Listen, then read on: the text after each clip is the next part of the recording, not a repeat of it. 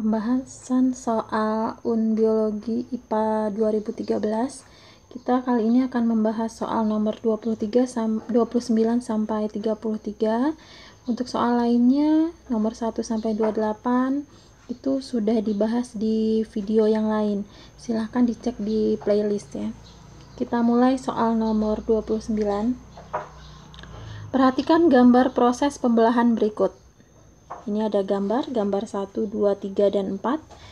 Tahapan mitosis secara berurutan dari profase, metafase, anafase, telofase adalah A. 1, 2, 3, dan 4, B. 1, 3, 4, 2, C. 1, 4, 2, 3, D. 2, 1, 4, 3, E. 2, 4, 1, 3.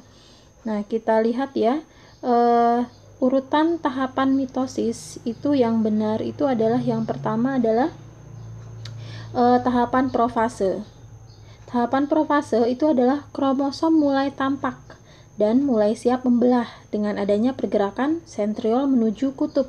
Itu gambarnya itu adalah yang gambar nomor 2 ya, gambar nomor 2. Kemudian berikutnya adalah tahapan berikutnya adalah metafase, di mana kromosom menempatkan diri pada bidang ekuator. Nah, itu dapat dilihat pada gambar nomor 4 ya. Itu namanya metafase ya. Tadi profase, kemudian metafase, kemudian berikutnya tahapan mitosis berikutnya adalah anafase. Anafase itu adalah kromosom mulai tertarik menuju kutub atau sentriol. Nah, itu ditunjukkan pada gambar nomor 1. Nah, setelah itu yang terakhir adalah namanya telofase. Itu adalah kromosom terbagi menjadi 2 bagian dan sel mulai membelah menjadi 2. Itu adalah yang 3. Sehingga jawaban yang paling benar itu adalah yang E. 2, 4, 1, dan 3. Nomor berikutnya nomor 30. Di bawah ini adalah tahap-tahap sintesis protein. Yang pertama, nomor 1, DNA membentuk RNA duta di dalam inti sel. 2, asam-asam amino diangkut oleh tRNA dari sitoplasma. 3, RNA duta keluar dari inti sel.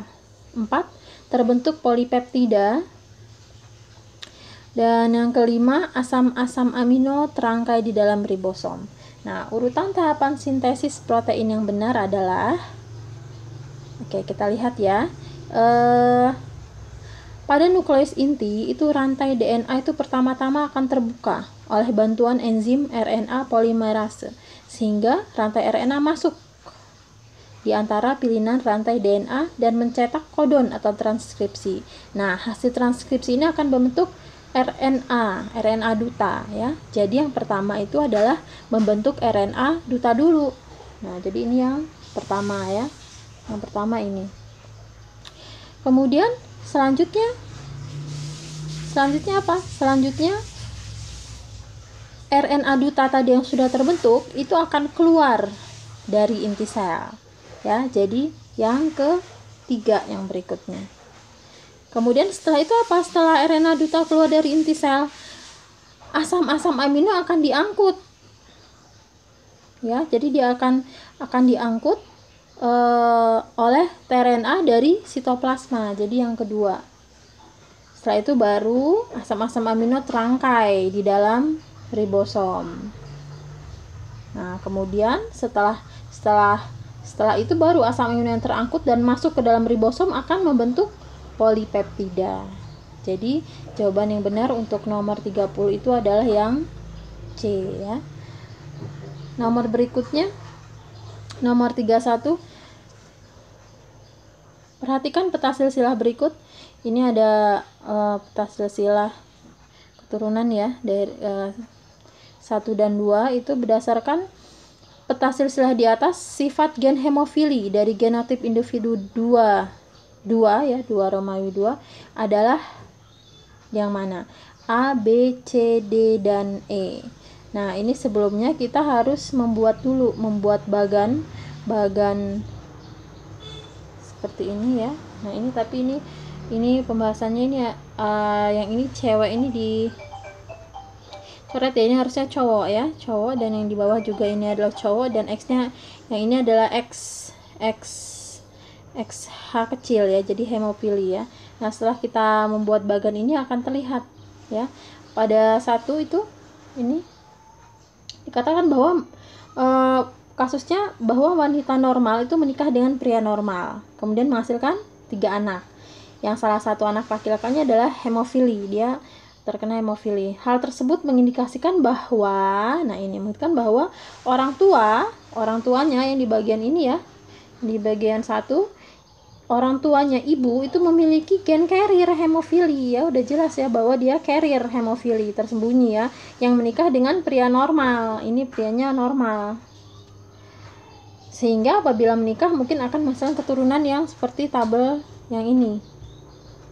Sehingga jawaban yang paling tepat itu adalah yang E ya. Jadi sifat yang individu 2 nanti akan resesif karena ibunya itu tadi carrier ya. Setelah dibuat bagan ini dia resesif genotip X hemofili Y ya. Jadi nomor 31 jawabannya adalah E. Nomor 32, gambar mutasi kromosom di bawah menunjukkan, nah ini adalah mutasi kromosom ya. A. Inversi, B. Duplikasi, C. Translokasi, D. Delesi, E. Katenasi. Nah, pada gambar itu jelas ya menunjukkan terjadinya proses pertukaran segmen kromosom non-homolog. Ya, ini kan proses pertukaran kromosom yang non-homolog nih.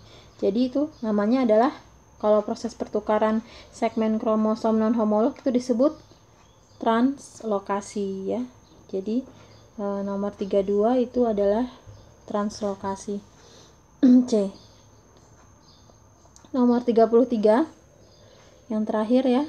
Interaksi dua gen terjadi pada jengger ayam. Gen R mengatur jengger ROS.